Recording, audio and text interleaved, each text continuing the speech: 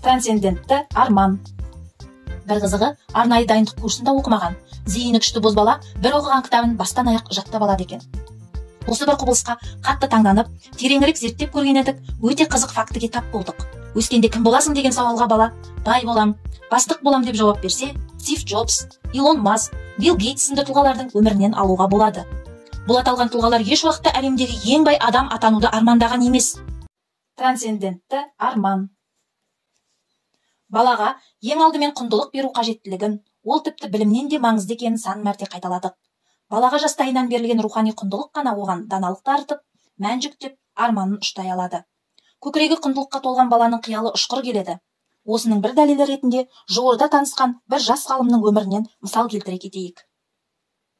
Сұраған есімді Моңғолия қазағы бала кезінде тұрмыстық жағдайы нашар болып, білім алуға мүмкіндігі болмайды. Шынашақтай баланың күні мал соңында өтеді. Дала кезіп қой бағады, дегенмен өз бетінше ізденіп сауат ашады. Жыр дастан оқиды. Әсіресе батырлар жырын қолынан тастамайды. Ұшы-қиыры жоқ далада оңаша отырып, оқыған қиссаларын ой сүзгісінен өткізеді. Қиялына ерік беріп, асқақ арманның құшағына шомады. Әттең, оқуға қолым бір жетсе деп аңсайды. Ақыры мектепке де қолы жетіп, ерекше құштарлықпен ізденеді. Тәмамдаған соң әке-шешесіне айтып, оқуын Қазақстанда жалғастыруға рұқсат сұрайды. Әкесінің батасын алып елге келеді. Бас аяғы 3 ай дайындалып, Қазақ ұлттық университетінің физика-математика факультетіне түседі. Бір қызығы, арнайы дайындық курсында оқымаған, зейіні күшті бозбала бір оқыған кітабын бастан аяқ жаттап алады екен.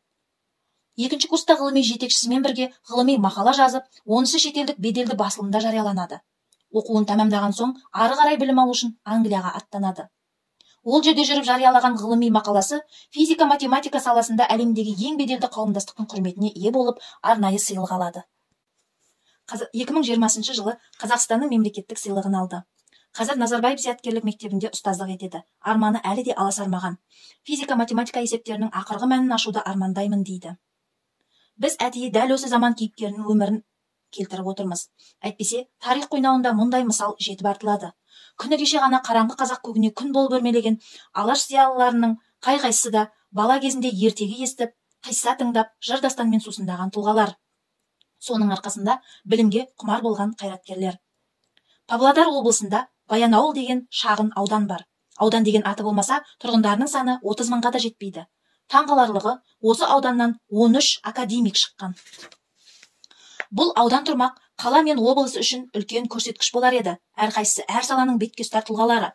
Геолог Қаныш Сәтбаев, Арықтай Қайыпов, техник Әбікен Бектұров, Шапық Шөкин, Әбілқас Сағынов, Жақан Ержанов, тарихшы Әлкей Марғұлан, Серікбай Бейсенбаев, дәрігер Хамза Жұматов, Бүркітбай Айдарханов, геолог-минеролог Ғинаят Бекжанов, философ Әбділдин Жабайхан, ауыл шаруашылығы ғылымдарының докторы Зайролла Дүйсенбеков.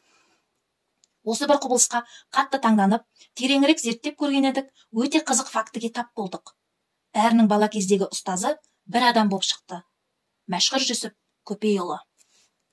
Әрине, Мәшһүр атамыз оларға математика, геология, энергетиканың қыр-сырын үйреткен жоқ. Оның негізгі қаруы қиссалар болатын. Қамбар Батыр, Ер Тарғын, Ер Көкше, Сияр Шәріп, Қисса Сүләнбия, Қозы Көрпеш Баян Сұлу, Алтынбас Күміс Аяқ сияқты лира эпостық жырларды оқытты, талдады. Еділ Жайық, Көр ақтарған Жаманбай, Бахрам патша туралы, Есен Тентек туралы, ертеде бір хан болыпты, Ақтабан шұбырынды Алқакөл Сұлама, Еңсегей бойлы Ер Есім, Алашахан, 7 жасар Желкілдек, Ер Төстік, Әз Жәнібек және бір ұста, Екі патша, Әділ Би, Сүйіндік Олжабай батыр, Тама Сарбас мерген сияқты ертегілерді оқытты. Осындай классикалық құндылықпен қаруланған ауыл балалары жаппай білімге құштар болып өседі. Білімге, өмірге құштар баланы қай бағытқа, қай салаға, қай ғылымға салсаңыз да түбі бір жерді тесіп шығары анық. Кеудесіне құндылықтың нәрі егілмеген, қуыс кеуде баланың арманы қашанда аласа, пайым парасаты төмен болады. Ал ішкі әлемі бай, көкірегі құндылыққа толы баланың арманы асқақ, бұл дүниеге сыймайтындай трансцендентті келеді. Заманында орыстың ұлы жазушысы Лев Толстой кішкентай немересінен «Өскенде кім болуды армандайсың?» деп сұрапты. «Сен сияқты атақты жазушы болғым келеді», депті немересі. «Онда сенен көп ештеңе шықпайды, алысқа шаппайсың. Сендей кезімде мен құдай болуды армандаған едім», депті Толстой. Трансценденция сөзінің түбірі латын тілінен тарайды. Мағынасы шекараны қиып өту, арғы жаққа асу, өзіңнен тысқары аймаққа беттеу дегенді білдіреді. Яғни трансцендентті арман дегеніміз тәңірлік әлеммен астасып жатқан, заңғар, асқақ, өзінен тысқары ұлы мақсат дегенді білдіреді. Бұл арманмен ауырған адам объективті әлемнің ішіне сыймай, 18 мың ғаламның құпиясын қопарғысы келіп құштарланады. Өскенде кім боласың деген сауалға бала, бай болам, бастық болам деп жауап берсе, осының өзі алаңдатарлық жағдай. Демек, оның өсіп келе жатқан ортасындағы ең бағалы құндылық байлық пен билік болып тұр. Ондай балаға байлық пен билік бір ұлы мәнге байланып жатпаса, оның түбі тұйыққа тірелетінін түсіндіру қажет. Бірақ бұл қаршадай баланы отырғызып қойып, ақыл айту деген сөз емес. Бұл функцияны да аңыз қиссалар мен жыр дастандар атқарып шыға алады. Батырлар жырын тыңдап өскен баланың арманы әмән да ұлы болатыны осыдан. Оның қаһармандары берісі ел жұртын жаудан қорғап, арысы адамзатты аман алып қалу үшін күреседі. Мысалды алыстан іздемей-ақ бүгінгі күннің қаһарманына айналып отырған Стив Джобс, Илон Маск, Билл Гейтс сынды тұлғалардың өмірінен алуға болады.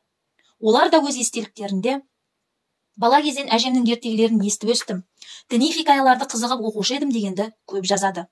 Соның арқасында олар өмірлік мақсаттарын түзерде өлшемді өте жоғары алады. Бұл аталған тұлғалар еш уақытта әлемдегі ең бай адам атануды армандаған емес. Бірі әлемді компьютермен жабдықтауды, екіншісі күллі адамзатты коммуникациямен қамтамасыз етуді, үшіншісі ғарышты игеруді аңсады. Ал байлық пен даңқ ырықсыз келді. 2017 жылдың желтоқсан айы. Жасы 55-тер шамасындағы бір әйел кісі көмек сұрады. Тұңғышым ұл бала. Қазір жасы 25-ке таяды. Қолында дипломы бар. Жоғары оқу орнын бітірді. Алматыда 3 бөлмелі пәтері бар. Көлігін былтыр салоннан алып мінді. Шымкент жақтың қызын айттырып алып бердім. Бір ұлы бар. Былай жап-жақсы, оқыған, сауатты азамат. Бірақ сол балам қазір жалқау болып алды. Жұмыс істегісі келмейді. 40 сылтау айтып, үйінде жатып алады. Кейде маған соның өмірі тоқтап қалған сияқты көрінеді. Сол ұлыма көмектесе аласыңдар ма? Бірдеңе қылып жігерлендіріп, тіршілігін қайта қолына алдыра аласыңдар ма? Деді. Қарсы сұрақ қоюға тура келді. Балаңыз мектепте оқып жүргенде, балам, бастысы оқуыңды бітіріп ал, мына заман қағаздың заманы. Дипломың болса жерде қалмайсың. Жұмыс істеп Алматыда үйің, жұмысың, машинаң, жақсы келінсегің болса, одан артық не керек? Деп ақыл айттыңыз ба? Дедік. Әрине айттым. Ана болған соң балаңа жаның ашып солай дейсің ғой енді. Барлық ана сөйтеді. Онда болды ғой, осымен бітті. Не бітті?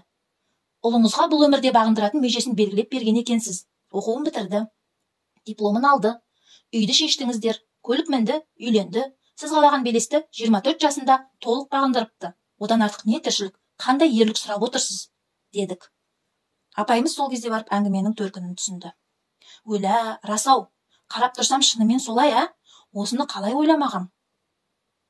Солай, сіз жүктеген миссиясын толық атқарды. Ұлыңыздан енді не талап етіп отырсыз? Ол не үшін жанталасуы керек? Өзіңіз алдына мақсат жүктеп, міндет қойып берген екенсіз. Балаңыз соны мерзімінен бұрын орындап шығыпты. Керісінше ондай баладан айналып кетпейсіз бе? Апайымыз ойланып қап, басын қайта-қайта шайқай берді. Әпке, ғалымдар, адамның арманы мен мұраты бұл дүниедегі ит тіршіліктің шеңберіне сыймасын. Арманы арғы әлемде, тірлігі бергі әлемде дөңгелесін, дейді. Ал сіз балаңыздың арманы мен мұратын диплом, көлік, пәтер деген ұсақ-түйек нығметтерге әкеліп қамадыңыз. Балаңыз соған тұтқындалды. Фрустрация деген осы. Ол не? Тағдырдың тығырыққа тіреліп, тіршілігінің ашыған сүт сияқты ірей бастауы. Арман аласарған сайын, адамның өмірі іртік-іртік болып, басы бірікпей шашыла бастайды. Енді оны жөндей аламын ба? Жоқ деуге ешкімнің хақысы жоқ. Адамның еркі өлгенде ғана қолынан таяды. Оған дейін ол өзін өзі қашап, болмысын қалыптастыра алатын жаратылыс. Ол үшін бір мәнді істің соңына түсуі керек.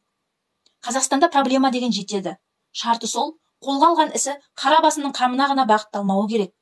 Егер ұлыңызды осындай бір іске көндіре алсаңыз, болашағы алда, ештеңе жоғалтқан жоқсыз, дедік. Сұхбат мұнымен біткен жоқ. Тағы бірнеше сағат тапжылмай отырып, сұрақтарына жауап бердік. Ертесі күні таң ата ол кісіден хат келді. Алғысым шексіз. 60-қа тақаған шағымда тіршіліктің құпиясы енді ашылғандай күй кештім. Кешегі әңгімелер құлағымда әлі сол күйі сайрап тұр. Көп жаса, депті.